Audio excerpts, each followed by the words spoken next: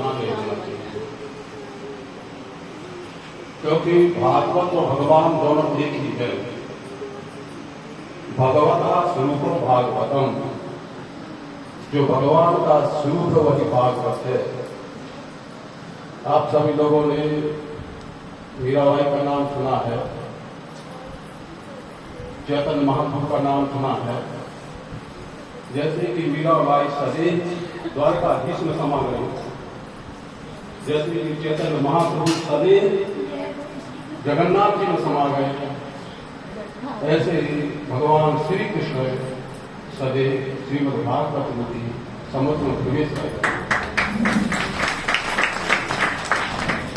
यह श्रीमद् भागवत प्रेस के छपे हुए काले पन्ने नहीं है, यह कोई पुस्तक नहीं है, यह कोई ग्रंथ नहीं है। तेनेयम वाङ्मयी मूर्ति प्रत्यक्षा वर्तते हरि, ये भगवान की साक्षात वाङ्मयी मूर्ति है। जो भगवान का स्वरूप है वह भागवत है। भगवता प्रोक्तम भागवतम, जो भगवान ने कहा वह भागवत है। भागवत के एक एक श्लोक सुनने से एक एक गौदान फल का प्राप्त होता है।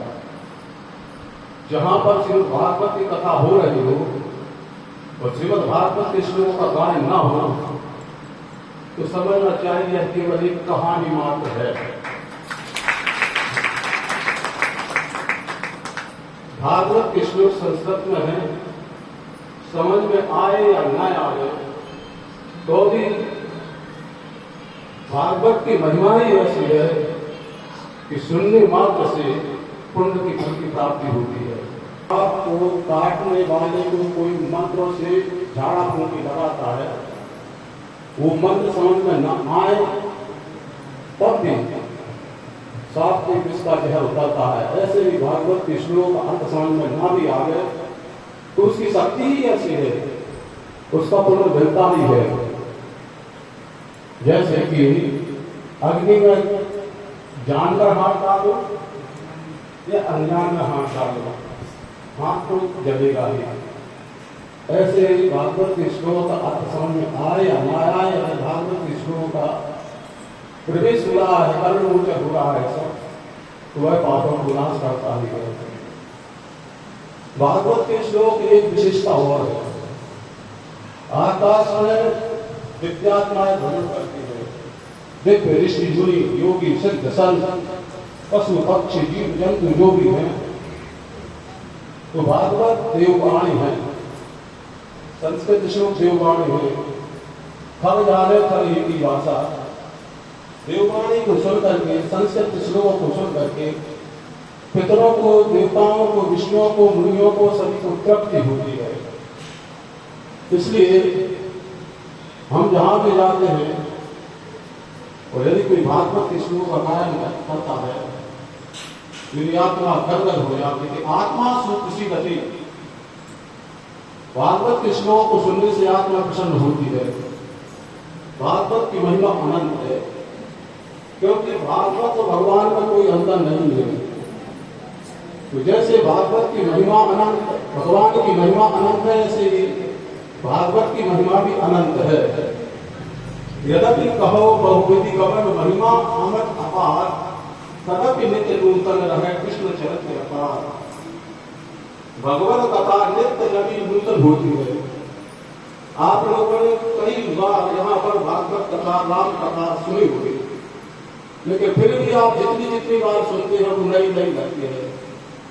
इसलिए पुराण तो भी पुराण का पुरा अति नवम नवम, जो पुराना होते होते नया नया है वही तो पुराण है। हमारा वैदिक सत्य सनातन धर्म, सनातन का अर्थ होता है शाश्वत। जब से सृष्टि है तब से हमारा सनातन है।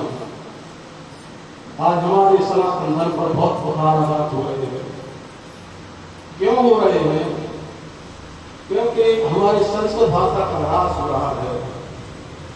संस्कृत भाषा में श्लोकों का गायन नहीं हो रहा है, संस्कृत भाषा में पुराणों का पाठ नहीं हो रहा है, कथाओं में संस्कृत के श्लोक नहीं बोले जा रहे हैं। इसी का कारण है कि लोग अर्थ का अनर्थ कर रहे हैं।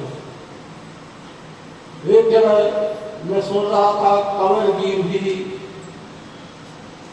कहा जाए भगवत गीता भगवान श्री कृष्ण ने नहीं सुनाई है, सारा जगत विश्व जानता है। हमारे पूर्वज ऋषि मुनि सदा से कहते आ रहे हैं कि श्रीमद् भगवत गीता किसने सुनाई है? भगवान श्री कृष्ण ने अर्जुन को सुनाई है। लोग प्रश्न चिन्ह उठा रहे हैं कि गीता भगवान श्री कृष्ण ने सुनाई है, किसी और ने सुनाई है। ऐसे कैसे संभव है कि आप बिल्कुल ही राग बनाने के लिए जा रहे हो?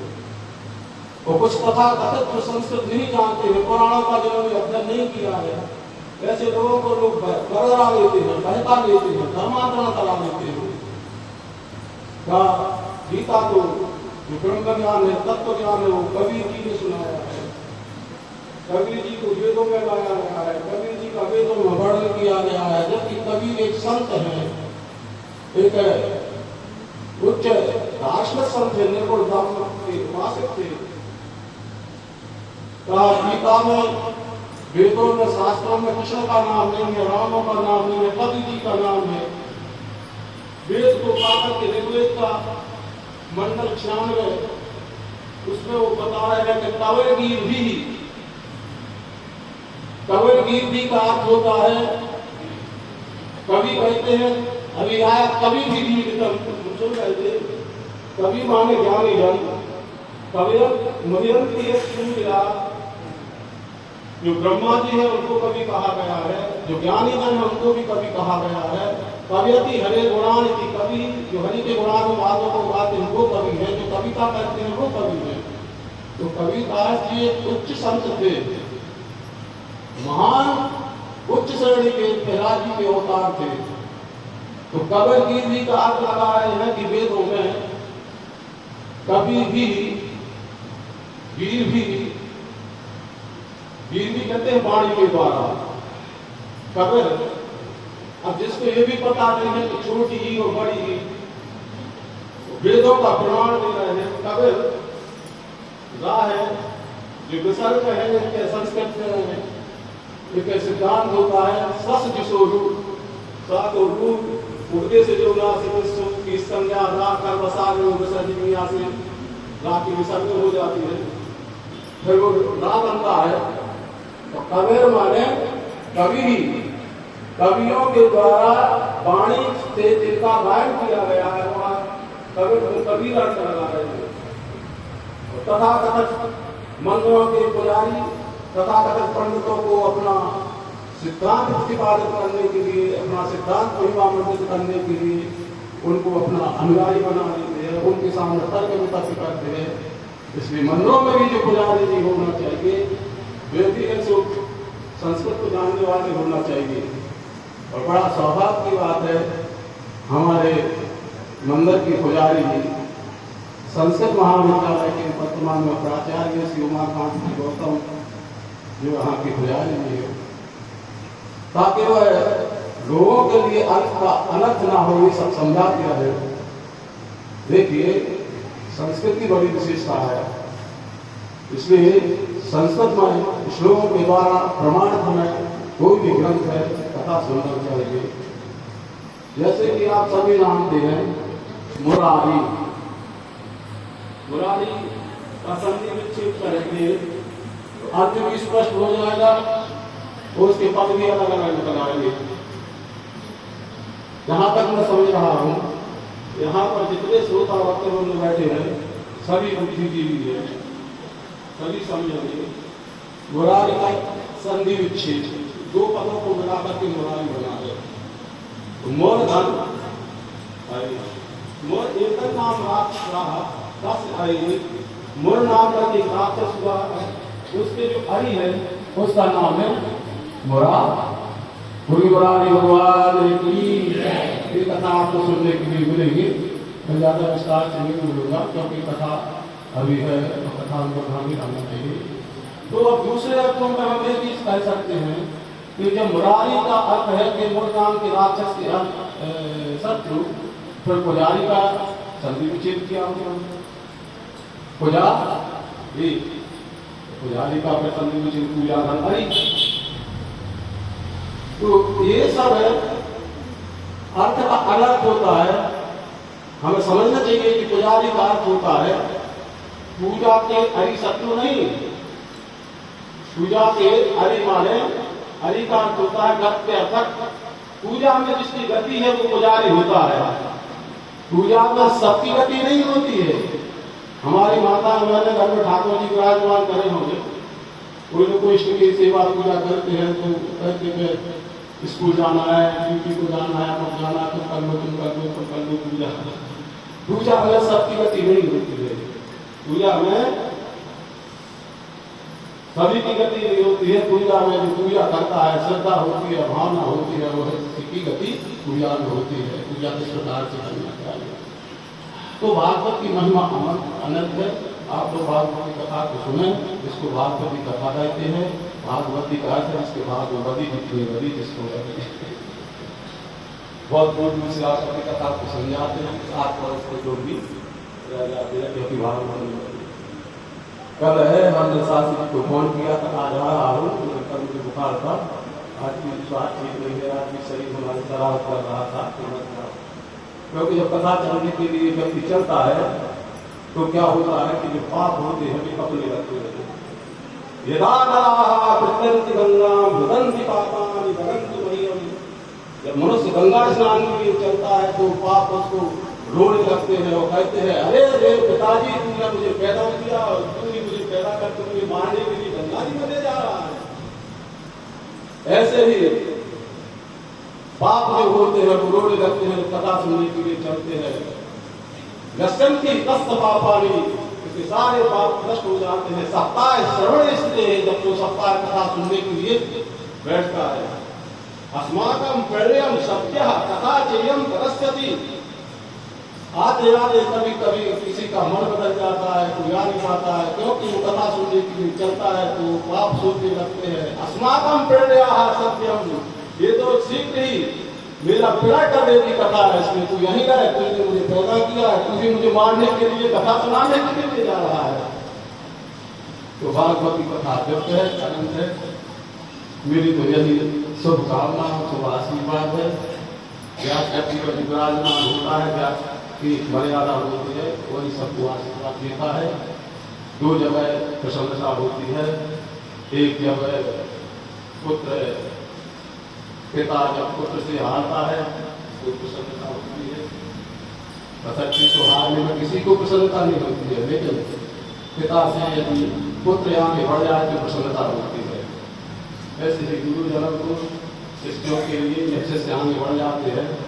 अब हम लोग तो अस्ताचल की ओर है, अभोध्याचल की ओर है। अपनी लोगों के हाथ में सनातन संस्कृति जो है, भागवत की कथा है, 7 पति स्मृति है। ये 7 पति स्मृति है ना, ये भागवत कथा है। इसका खूब प्रचार प्रसार करें, खूब श्लोकों का गायन करें, किसी प्रकार की कथा होती रहे, इसी प्रकार का सहयोग करती रहे। कहने को बहुत कुछ है, लेकिन आप सभी बुद्धिजीवी भी हैं, जो कुछ कहने को है सुनने को है वैसा कथा में सुनने के लिए मिल रहा है। अभिषेकी का यथानाम कथा बढ़े। अभी रासलीला हुई, रासलीला के बाद में कुछ लोग के प्रश्न उठाते हैं। ये तो प्रश्न तो चलते रहते हैं, लेकिन कहते वेदों में अभिषेक कहाँ है। वेदों में भगवान शंकर का जो अभिषेक करते हैं, पूजा पाठ करते हैं, मानो अच्छी बात है, लेकिन अभी वर्ण आएगा। एक देव यात्रायाम गोपाला गोविदा अनोभी दंडयुक्तैः प्रियस्ते अम्बिकावनम। भगवान श्री कृष्ण जी अम्बिकापुर में और वहाँ पर भगवती पार्वती जी उमा भगवान शंकर का अभिषेक करने के लिए आए हैं। वहाँ पर एक सुदर्शन नाम करके एक कार्य का अवतार हुआ है। तो भगवान की जो पूजा विधि है उसी का नाम अभिषेक है। ये अभिषेक का वर्णन क्या है? भगवान की पूजा विधि, अभिषेक जो विधि विधान से ये पूजा की जाती है भगवान शंकर का, उसको अभिषेक करते हैं। तो हमारे वेदों में, शास्त्रों में, पुराणों में सब लिखा हुआ है।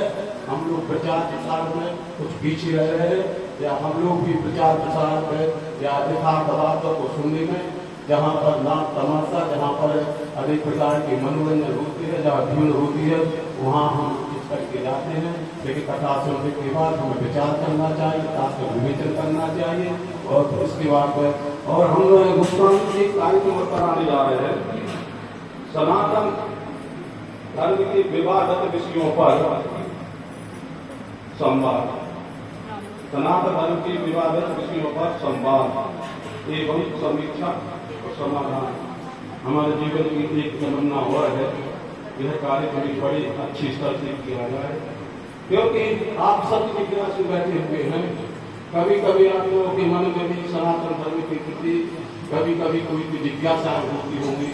दो दिन अष्टमी मनाई जाती है, दो त्योहार होते हैं, पिंड पाठ, क्योंकि गीता जी में कहीं नहीं लिखा है कि पिंड और तर्पण, ऐसा भी लोग कह रहे हैं क्योंकि पितर पक्ष में आ रहा है। लेकिन गीता जब पढ़ी नहीं है, गीता जी में लिखा है सात तर्पण, कौन कहता है नहीं लिखा है? कहाँ लिखा हुआ है? भूतों की पूजा करने वाले भूत लोग को जाते हैं और पितरों की पूजा करने वाले पितृ लोग को जाते हैं। मत भक्ता आयाम की जो मेरा भजन करते हैं मेरे लोग को नहीं आते हैं। लेकिन ये कहाँ लिखा हुआ है कि साथ तो लुप्त पिंडोदक क्रिया का क्या अर्थ होता है? पतंती पितृ लुप्त पिंडोदक क्रिया, पिंडोदक क्रिया जिसकी समाप्त हो जाती है वो संग धर्माणा मनुष्याणाम जनार्दन वासो धर्म नीतो। ऐसा हमने सुना है कि उसके जो पितर होते हैं वो अनितम माने अनिश्चित काल तक नरक में निवास करते हैं। सात धर्म का समय आ रहा है, सनातन धर्म में सब कुछ किताब रहता है, सब कुछ विवेचन है, वैज्ञानिक आधार है। इसलिए जो भी जिज्ञासाएं हो आप लोग भी अपनी अपनी जिज्ञासाएं रख करके हमारे जो आचार्य जी श्री उमाकांत गौतम जी हैं वहाँ पर एक रजिस्टर बना और सब जनताओं की जिज्ञासुओं के श्रद्धालुओं के कृष्ण हैं उनको उनके लिए लिखे नोट करवाएं, ताकि हम भविष्य में बहुत बड़ा भारी राष्ट्रीय स्तर का कार्यक्रम करेंगे जिसमें ये विवाद जो विषय है ना सनातन धर्म पर, उन पर एक संवाद होगा, उन पर एक समीक्षा होगी, उन पर एक बैठक होगी। तो इसको सब हम लोग सुनेंगे ताकि हमारे सनातन धर्म में कोई किसी प्रकार की संख्या न रह जाए। बहुत अच्छा मैं समय ले लिया, गुरु से हम प्रार्थना करेंगे, जगदम्बाजी से हम प्रार्थना करेंगे, क्षमा करेंगे, आगे की कथा सुनाए। और हाँ, श्राद्ध पक्ष में पहले इतनी भ्रांतियां फैली हुई थी कि श्राद्ध पक्ष में कथा भी नहीं होती है। तो भागवत कथा है क्यों? आप सब माताएं बहनें बहुत बुजुर्ग बैठे होंगे, बुजुर्ग श्राद्ध पक्ष में सत्यनारायण की कथा भी नहीं होती, तो श्राद्ध पक्ष में भागवती कथा करने लगे हैं। हमने 1982 में श्रीमद् भागवत की कथा जैसी नगर में की थी श्राद्ध पक्ष में, वहां पर कर्मकांड विशेषज्ञ एक बड़ौनिया जी थे, उन्होंने कृष्ण उपाया दूसरों के माध्यम से कि श्राद्ध पक्ष में तो सत्यनारायण की कथा भी नहीं होती है, फिर आप भागवती कथा सुना रहे हैं। तो मैं तो 1982 में भागवत कथा को पढ़ करके, क्योंकि हमने जो भागवती का स्वाध्याय किया था, मैंने कभी किसी को सुनाने के लिए नहीं स्वाध्याय किया था, मैंने तो स्वांग का तुलसी जी का सुनाध्याय था, फिर बीच में कथा को पढ़ना पड़ा। तो उसमें भागवत जी में स्पष्ट कथा है, श्राद्धे प्रियुक्ते पितृतृप्ति मामहे नित्यम सुपाका दपुनर्भवम क्यों। श्राद्धों में तो विशेष रूप से पुत्रों के निमित्त भागवती कथा सुनना चाहिए और सुनाना चाहिए। वो भ्रांति मिल गई, तो अब सबसे ज्यादा कथा है पितृ पक्ष में ही होने लगे।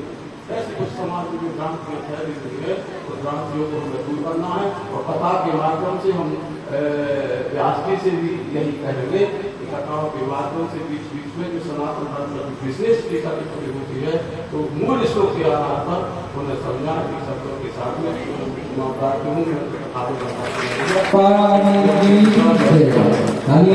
गुरु जी के लिए। और जो श्रीमद् भागवत के 18,000 श्लोकों से जो रिकॉर्ड हुई है, यदि आप घर पर नहीं पढ़ सकते हैं या पढ़ सकते हैं तो भागवत की पूरी खोल करके उस 10-12 यूट्यूब चैनल पर वो सब श्रीमद् भागवत संगीतमय की है, बिना संगीतमय है, आप उसका अध्ययन कर सकते हैं, पाठ कर सकते हैं शब्दों के साथ। बोलिए सदगुरुदेव भगवान की। हमारी बड़ी दीदी मतलब गुरु जी की जो बेटी है पूज्य राज राजेश्वरी दीदी